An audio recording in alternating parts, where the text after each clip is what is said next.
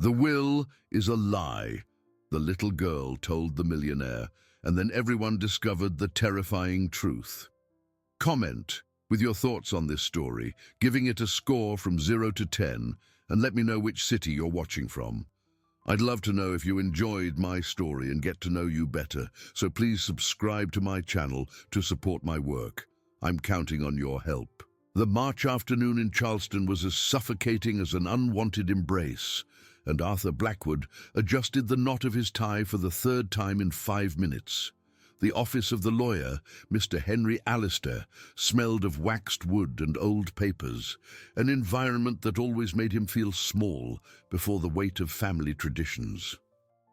At 52, Arthur knew every crack in those walls, every dusty book on the shelves, for he had grown up there listening to stories about the gemstone empire his father, Orville Blackwood, had built with his own hands over 7 decades.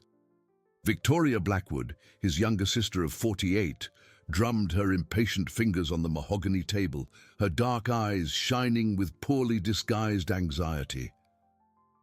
The other relatives, distant uncles, cousins who only appeared at funerals and will readings, occupied the remaining chairs with solemn expressions and calculating expectations.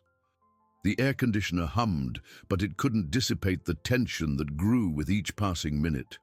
"Well," said Mr. Alistair, a thin man with thick glasses who had handled the family's legal affairs for 40 years, "the moment you have all been waiting for has arrived." He opened a brown leather briefcase and pulled out a sealed document, the last will and testament of Orville Blackwood, written in January 2024, just 2 weeks before his passing. Arthur felt his stomach clench. For 20 years, he had dedicated every hour of his life to Blackwood mining, working alongside his father in the emerald and tourmaline mines that made the family one of the most prosperous in South Carolina. He slept 4 hours a night, traveled all over the country negotiating contracts, and had sacrificed relationships and personal dreams for the sake of the family business. Mr. Alistair adjusted his glasses and began to read in a monotonous voice. "I, Orville Blackwood, being of sound mind, leave all my assets, including Blackwood Mining, the rural properties, bank accounts and investments, totaling approximately $3 million, to my daughter, Victoria Blackwood." A sepulchral silence dominated the room. Arthur felt as if the floor had disappeared from under his feet. "What do you mean?" he managed to murmur, his voice coming out strangled. "To Arthur Blackwood," the lawyer continued without looking up from the paper, "I leave my best wishes for success in his future personal endeavors." Victoria couldn't hide the smile that spread across her face. For years she had worked in the company's finance department, but everyone knew that Arthur was the one who truly ran the operations. Now, for some inexplicable reason, she was the sole heir. "This can't be right," Arthur said, rising abruptly from his chair. "My father always said I would take over the company. Always." At that exact moment, the office door flew open with force. The secretary, Mrs. Carman, was trying to hold back a small girl with curly hair and dirty clothes who had managed to slip past her. The child burst into the solemn environment like an unexpected storm. "The will is a lie," the girl shouted in a voice strangely clear and determined for her 4 years of age. Everyone in the room turned to look at her, paralyzed by the absurdity of the situation. "I saw everything. The man with the glasses was faking papers in here in the middle of the night." Isabella, for that was the little intruder's name, pointed an accusing finger directly at Mr. Henry Alistair. Her clothes were torn, her feet were bare, and there was a determination in her brown eyes that drastically contrasted with her fragile appearance. "Who is this child?" asked Victoria, irritated by the interruption. "How did she get in here?"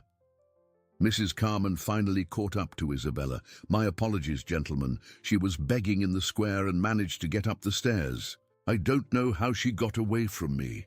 "I'm not lying," Isabella insisted, resisting the secretary's attempts to carry her out. "I sleep in the square and I see everything that happens here." In the early hours of Thursday morning, the man with the glasses was messing with papers and doing strange things at the desk. Mr. Alistair turned visibly pale. This is absurd. A street child trying to disrupt a serious legal proceeding. But Arthur stared at Isabella, something in her sincere expression striking a sensitive chord in his chest. The girl didn't seem to be making it up, and her specific description of the office in the middle of the night was too precise for a child who had supposedly never been inside before. "What kind of strange things?" Arthur asked. Ignoring Victoria's indignant protests, he was erasing words from a paper and writing others, Isabella said, her voice small but firm. There were 2 identical sheets on the table, but he burned one of them in the ashtray. The silence that followed was tense and revealing. Mr. Alistair quickly put the will back in the briefcase, avoiding Arthur's penetrating gaze. "We need to end this meeting," the lawyer said in a nervous voice. "The documentation is all in order. Any challenge must be made through the appropriate legal channels." Arthur felt a growing fury burning in his chest. 20 years of dedicated work, of sleepless nights, of immense sacrifices, and now a 4-year-old child was suggesting it had all been stolen from him through fraud. "This meeting is not over," he said, his voice gaining a firmness it hadn't shown in a long time. "I want a full investigation into the authenticity of this will." Isabella looked at Arthur with an expression of relief, as if someone finally believed her. In turn, Arthur looked at this small, dirty girl, wondering how an abandoned child could have such specific information about something she had supposedly never witnessed. Victoria stood up, the smile vanishing from her face. "Arthur, you're being ridiculous. You're going to believe the fantasies of a beggar." "I'm not a beggar," Isabella said with a dignity surprising for her age. "My mother taught me that lying is wrong, and I saw what I saw." Arthur looked around the room, observing the tense expressions of everyone present, and made a decision that would completely change the course of his life. He would not let 20 years of work be simply erased without a fight, and that brave child would be his only witness in the search for the truth. At that moment, neither Arthur nor Isabella imagined that their lives were about to intertwine in ways that would transform not only the fate of the Blackwood Empire, but also their own hearts in unimaginable ways. 2 weeks had passed since the will reading, and Arthur couldn't get Isabella's precise words about the events of that night out of his head. He had hired a private investigator, Michael Sterling, a 58-year-old retired police detective known for his meticulousness and discretion. The two met at a small cafe on the corner near Mr. Alistair's office, far from prying eyes. "The information I've gathered is disturbing," said Michael, opening a discreet folder on the table. "Mr. Henry Alistair is facing serious financial difficulties. He lost a lot of money on risky investments over the last 2 years. A chill went down Arthur's spine. Does that mean he could have a motive to accept a bribe in exchange for altering documents?" "It's a real possibility," Michael completed. "But there's more. Your sister Victoria made 3 significant deposits into the lawyer's personal account in the last 3 weeks. $50,000 each." Arthur's world seemed to crumble a little more. Victoria hadn't just inherited everything, she had apparently bought that inheritance. "Do you have proof of this? Bank statements obtained through, let's say, unconventional channels, but they could be officially validated with a court order." At that moment, Arthur realized he didn't really know his sister. During all those years working together, Victoria had always seemed competent but discreet in the finance department. He never imagined she was capable of such an elaborate deception. "And what about the girl?" "Isabella," Arthur asked. "Did you find out anything about her?" Michael's face darkened. "That's the saddest part of the story. Isabella Martin, 4 years old. Her mother's name is Claire Martin, 26. She was a cleaning lady at Blackwood Mining until 6 months ago. Arthur almost spilled his coffee. She worked for us? She did. She was abruptly fired by Victoria, allegedly for excessive absences. But I talked to other cleaning staff. They told me a different story. Michael paused, organizing his thoughts. Claire discovered suspicious documents in Victoria's office. Spreadsheets with numbers that didn't add up, strange transfers. When she tried to question it, she was threatened and then fired. She's been living on the street with her daughter ever since. Guilt hit Arthur like a punch. For 6 months, one of his employees and her young daughter had been living in miserable conditions, and he hadn't even noticed. He was so absorbed in the company's business that he paid no attention to what was happening to the lower-level employees. Where are they now? Claire got a temporary job as a housekeeper in a neighboring city. She left Isabella in the care of a neighbor here in Charleston, but the situation is precarious. The girl spends most of the day on the street. Arthur stood up abruptly. I need to find them. I need to talk to this Claire. Wait, said Michael, grabbing his arm. There's something else you need to know. I did some digging into the company's finances. The reports Victoria presented to your father for the last 2 years don't match the actual records. What do you mean? She was cooking the books. The company is in a much worse financial situation than your father imagined. Some of the mines are practically depleted. There are significant debts with suppliers, and several important contracts have been lost.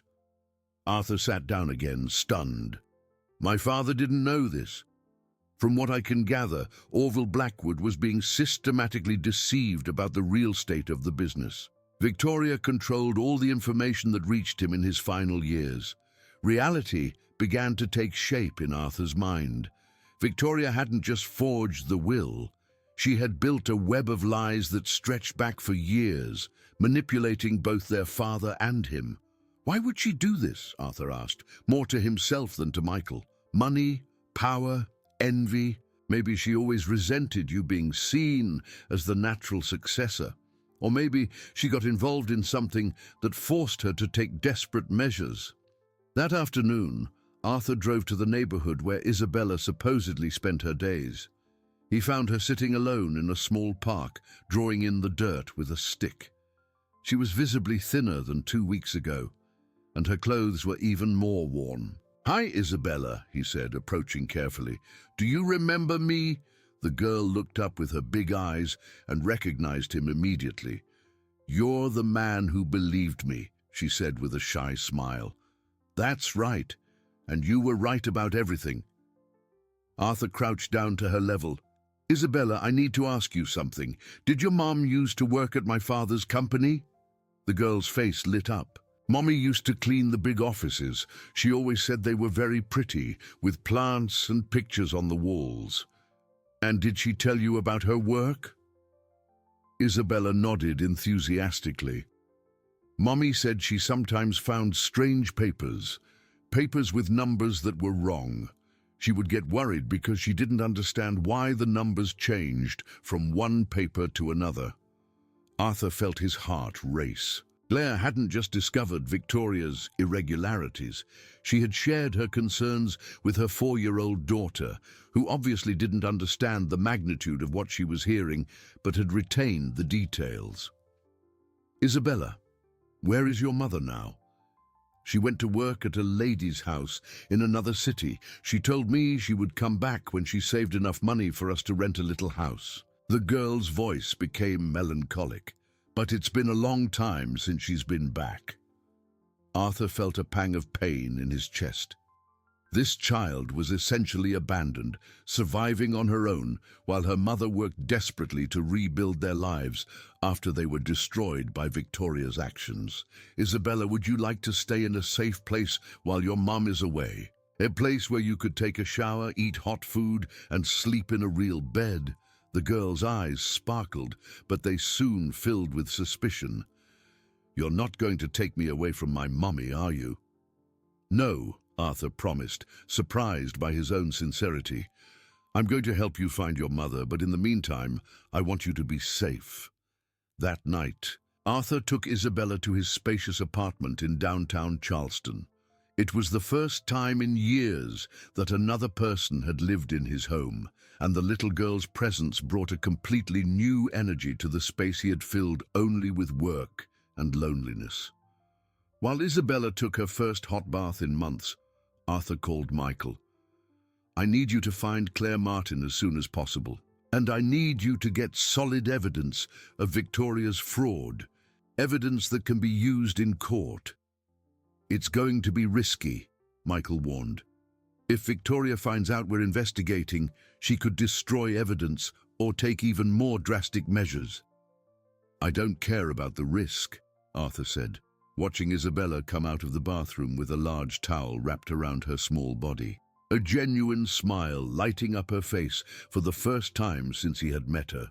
"This child lost everything because of my sister's actions, and I will do whatever it takes to fix this." What Arthur didn't know yet was that Victoria had already discovered his investigation, and at that very moment was planning a move that would put both him and Isabella in an even more dangerous and desperate situation. Monday morning brought news that changed everything. Arthur was preparing breakfast for Isabella when he received an urgent call from Michael. The investigator's voice was tense, filled with concern. "Arthur, we have a serious problem. Victoria found out about our investigation." Arthur's heart raced. "How do you know?" "Mr. Allister was found last night in his office, extremely nervous and burning documents. Neighbors called the fire department thinking there was a fire. When they got there, he was destroying entire files." Arthur felt his blood run cold. "What kind of documents?" "We're not sure, but witnesses said they were old folders, many of them related to the Blackwood family. And there's more. Victoria was there the night before. A cleaner in the building saw her leaving the office around midnight." At that moment, Isabella appeared in the kitchen, her curly hair still messy from sleep, wearing pajamas Arthur had bought for her the day before. "Uncle Arthur, and can I have some orange juice?" she asked in her sweet voice. "Of course, dear," he said, forcing a smile so as not to show his concern. "Michael, I have to go now. Call me if there are any updates." But the updates came sooner than he expected. At 10 in the morning, while Arthur was drawing with Isabella in the living room, the doorbell rang insistently. Through the window, he saw two men in dark suits and a middle-aged woman with a folder in her hand. "Mr. Arthur Blackwood," one of the men asked when he opened the door. "We're from Child Protective Services. We received a report about a minor in an irregular situation in this apartment." Arthur's world collapsed once more. Irregular situation? What report? The woman stepped forward. "Information that you are keeping a child without proper documentation, without legal authorization from her guardians, in potentially dangerous conditions." "That's ridiculous," Arthur protested. "I'm taking care of her temporarily while we look for her mother." "The child was living on the street, Mr. Blackwood," the woman said in an official tone. "We will need you to hand over the child to our care while the situation is properly investigated." Isabella appeared behind Arthur, holding onto the hem of his shirt. When she saw the strangers at the door, her eyes filled with terror, the same expression she had when he found her in the park. "I don't want to go with them," she whispered, hiding completely behind Arthur. "Please, Uncle Arthur, don't let them take me." Arthur's heart broke. In just 1 week of living with Isabella, he had developed a genuine love for the girl. She had brought light into his lonely life, teaching him about simplicity, honesty, and the purity of a soul that, despite all its suffering, could still smile and trust. "She's not going anywhere," he said, his voice gaining a firmness that surprised even himself. "I will hire a lawyer and resolve this through legal channels." "Mr. Blackwood, you have no choice," the man insisted. "The report is serious, and we need to act in the child's best interest." It was then that Arthur fully understood Victoria's malicious genius. She had not only destroyed the evidence against her, she had used the system against him, turning his act of kindness into a weapon to separate him from the only witness to her schemes. "Who made the report?" he asked. though he already knew the answer. "That's confidential," the woman replied, "but we can inform you that it was a concerned citizen who claimed to have knowledge of the irregular situation." Arthur looked at Isabella, who watched him with big, trusting eyes, expecting him to protect her as he had promised. In that moment, he made a decision that would completely alter the course of events. "Very well," he said, "but I want to follow the process personally. Where are you taking her?" "To the municipal shelter temporarily, until the situation is resolved." Arthur grabbed his phone and immediately called the best family lawyer in Charleston, Mr. Richard Morgan, a man known for his determination and deep knowledge of child welfare laws. "Richard, I need you urgently. It's about the temporary custody of a minor. They might be trying to use the child as a pawn in a much larger game." As he spoke on the phone, Arthur watched the CPS workers talking among themselves in low voices. Isabella remained clinging to his leg, trembling visibly. Mr. Morgan arrived in less than an hour, a briefcase full of documents in his hand and a determined expression on his face. He was a slim, intelligent man of 45, known for never having lost a case involving injustices against children. "I want to see the report," he said immediately to the workers, "and I want to know exactly what the specific allegations against my client are." After an intense legal discussion, Mr. Morgan managed to get a temporary injunction allowing Isabella to remain with Arthur for another 72 hours, enough time for him to organize the necessary documentation to apply for official temporary custody. But the victory was only partial. That afternoon, Michael called with devastating news. "Arthur, I've located Claire Martin. She's been admitted to a hospital in Colombia for 3 days. Admitted? What happened? Apparently, she had a work accident at the house where she was employed. She fell from a ladder while cleaning second-story windows. She has a head injury and hasn't regained consciousness yet." Arthur felt the ground disappearing from under his feet. An accident or... "I'm still investigating, but the circumstances are suspicious. The family who employed her said she had been acting strangely in the last few days, as if she were afraid of something." That night, Arthur tucked Isabella into the bed he had set up for her in his guest room. The girl was visibly shaken by the day's events, but tried to be brave. "Uncle Arthur," she said in her small voice, "are those people going to take me away from my mommy forever?" "I won't let that happen," Arthur promised, stroking her curly hair. "We're going to find your mommy and we'll all be together." "What if she doesn't remember me when she wakes up?" Isabella asked, her eyes filling with tears. "What if she forgets the songs we used to sing together?" Arthur felt a deep pain in his chest. This 4-year-old child was facing fears no child should ever know. Your mommy will never forget you. The love between a mother and daughter is forever. The next morning, Mr. Morgan brought news that completely changed the game. Through his contacts in the judicial system, he had discovered crucial information about the report against Arthur. The report was filed by Victoria Blackwood, he revealed. But here's the interesting part. She claimed in the report that Isabella is the daughter of an employee fired for theft. "Theft?" Arthur was outraged. "Claire never stole anything." "Exactly. And I was able to prove it. The company's official records show that Claire was fired for excessive absences, not for theft.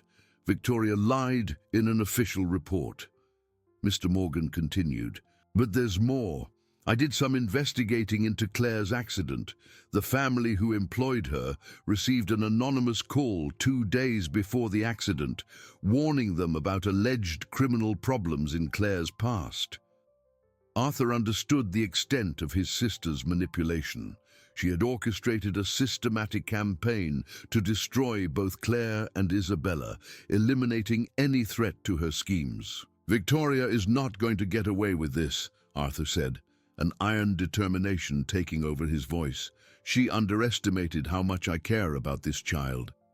What he didn't know was that Victoria had prepared one last card to play. A revelation about the family's past that would change everything Arthur thought he knew about himself, his father, and the real reason Isabella had appeared in their lives. 3 days later, Arthur received a call that changed everything. Mr. Morgan had obtained a court order to examine all the original documents stored in the safe at Mr. Alistair's office, including those the lawyer had tried to burn. What they found exceeded all expectations. "Arthur, you need to sit down for this," said Mr. Morgan when they met at the hospital where Claire was admitted. She had woken up the night before, but was still weak and confused. "We found your father's real will." Arthur's heart stopped for a moment. Real? Orville Blackwood did indeed change his will 2 weeks before he died, but not in the way Victoria and Mr. Alistair made it seem. Mr. Morgan opened a folder and pulled out an authentic document with the official seal and Orville's unmistakable signature. "Your father discovered Victoria's fraud long before he died." Arthur read the document with growing disbelief. The real will not only left the entire company to him, but also contained a specific clause about Claire Martin and her daughter. "I don't understand," Arthur murmured. "Why would my father mention Claire specifically?" Mr. Morgan hesitated before continuing. "Arthur, there's something else you need to know. We found personal letters from your father, written in the last weeks of his life. Letters that explain everything." With trembling hands, Arthur took the typed letter on company letterhead. The signature was unmistakably Orville's. "My dear son Arthur," the letter read, "if you are reading this, it means you have managed to uncover the truth that I did not have the courage to tell in life. Claire Martin is not just any employee. 27 years ago, I had a relationship with Maria Martin, a young woman who worked in the company's accounting department. From that union, Claire was born, who is your half-sister. Out of shame and cowardice, I never acknowledged my paternity, but I always cared for them discreetly." Arthur had to sit down, his legs no longer able to support him. Isabella was his niece. Claire was his sister. The whole situation took on a completely different meaning. The letter continued. "Victoria discovered the truth 2 years ago and has been using this information to blackmail me, demanding total control over the company's finances. She threatened to expose the secret and destroy the family's reputation if I did not agree to her demands. Out of weakness, I gave in to her manipulations, but I now realize I made a terrible mistake." Arthur's hands trembled as he read the following words.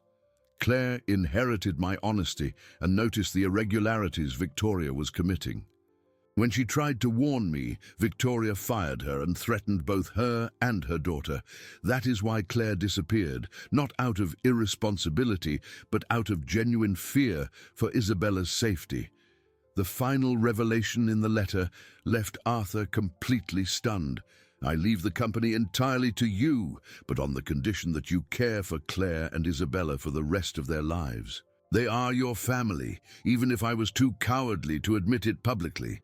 Victoria must face the consequences of her actions, but I ask that you have mercy. She acted out of anger at discovering I had hidden a daughter from her for her entire life." Arthur looked up from the letter, tears streaming down his face. It all made sense now.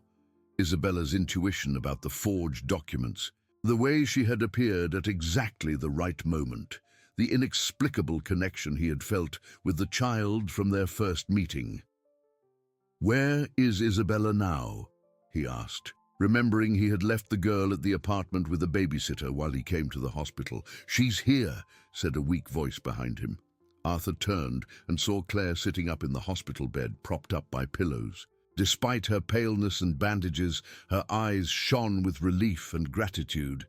The nurse brought her when she heard I had woken up. Isabella was beside the bed, holding her mother's hand, but when she saw Arthur approach, she ran to hug him. "Uncle Arthur, Mommy's awake. She remembers me." Arthur hugged the girl tightly, understanding now that the love he felt for her was not just compassion, it was family love, the same kind of love he had felt for the memory of his parents. "Arthur," said Claire, her voice still weak, "I need to thank you for taking care of my daughter. And I need to apologize for never telling you the truth about our family." "You have nothing to apologize for," Arthur replied, approaching the bed. "It was our father who made the mistake of not taking responsibility, and it was Victoria who turned that secret into a weapon." Mr. Morgan interrupted the moment. "Arthur, there's one more thing.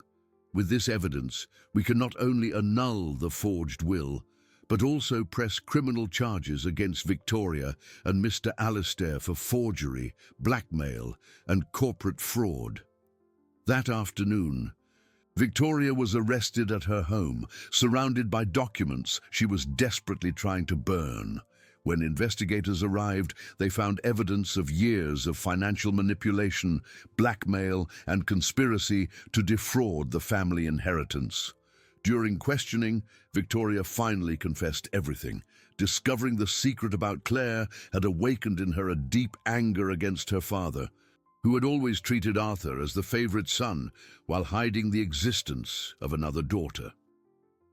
Her revenge had been elaborate and cruel, to destroy both Arthur and the family Orville had hidden. 6 months later, on a sunny September morning, Arthur signed the final adoption papers for Isabella. Claire, fully recovered from the accident, had found a new purpose, working as an accounting supervisor at Blackwood Mining, a position that allowed her to use her skills to rebuild the financial systems Victoria had corrupted. The company was slowly recovering. Arthur had implemented new controls, renegotiated debts, and found honest investors to help with the restructuring. Most importantly, there was now total transparency in all operations. "Daddy Arthur," said Isabella, running to him in the garden of their new home, a cozy residence where the three of them lived as a real family. "Mommy said I can plant flowers wherever I want." Arthur smiled, picking the girl up. Now 5 years old, Isabella had transformed into a confident, happy child, her emotional scars gradually healing under the loving care of her new family. "Of course you can, Princess. This is our home, our family." Claire approached, carrying a tray of fresh orange juice. The relationship between the two siblings had naturally evolved from gratitude to genuine affection, and then to something deeper, a love based on mutual respect and shared goals.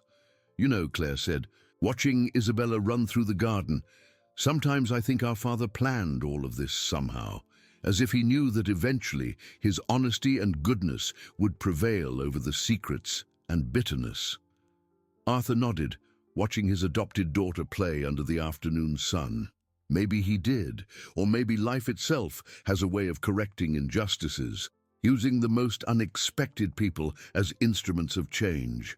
A 4-year-old girl who had the courage to shout the truth when all the adults were lying, Claire agreed.